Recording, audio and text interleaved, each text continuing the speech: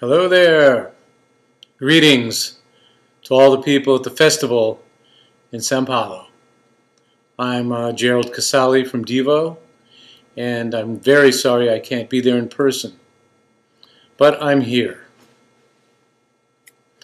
Anyway, it seems like where we find ourselves today is that music videos have gone full circle from the time pioneers such as ourselves began making what became known as music videos.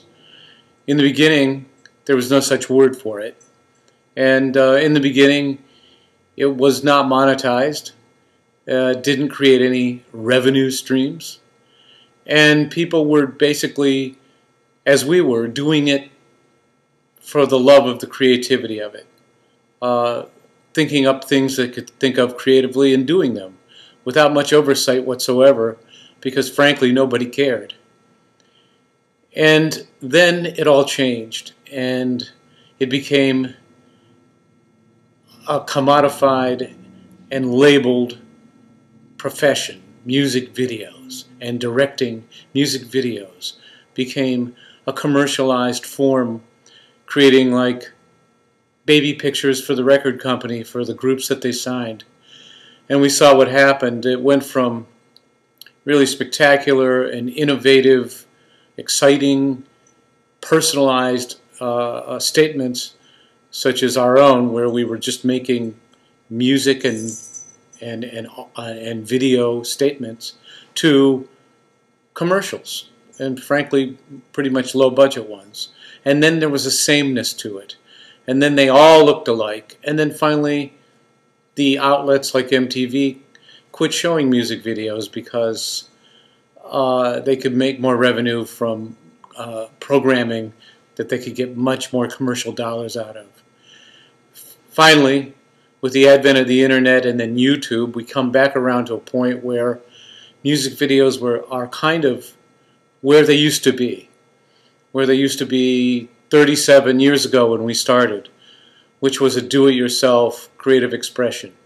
Sure, there's the exception of the big mega groups, the biggest hip-hop acts, the biggest pop acts, the biggest rap acts having huge budgets and once again making videos that are immensely slick, highly produced, but once again vacuous with statements that are just about money and sex, if you can call them statements.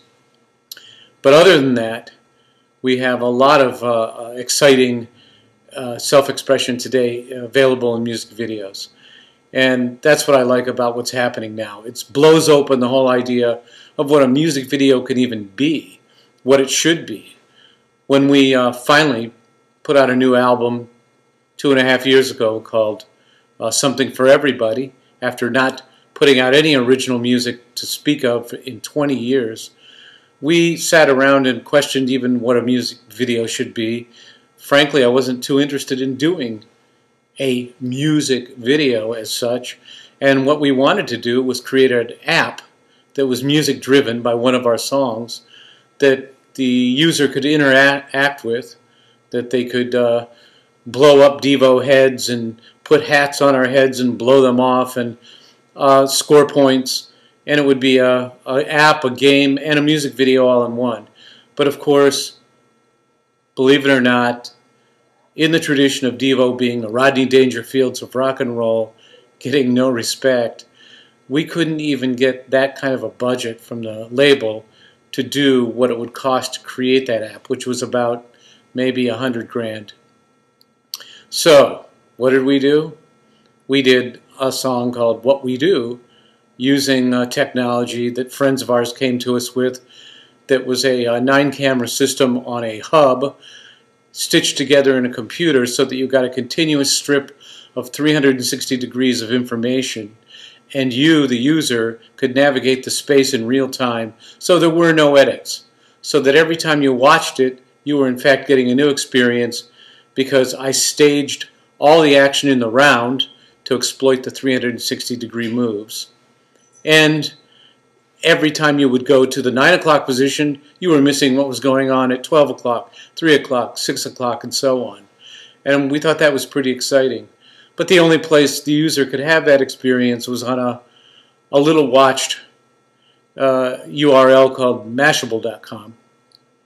And the big outlets, like YouTube and iTunes, just refuse to spend the few extra dollars it would take to make the interactive page where people could experience that kind of a video.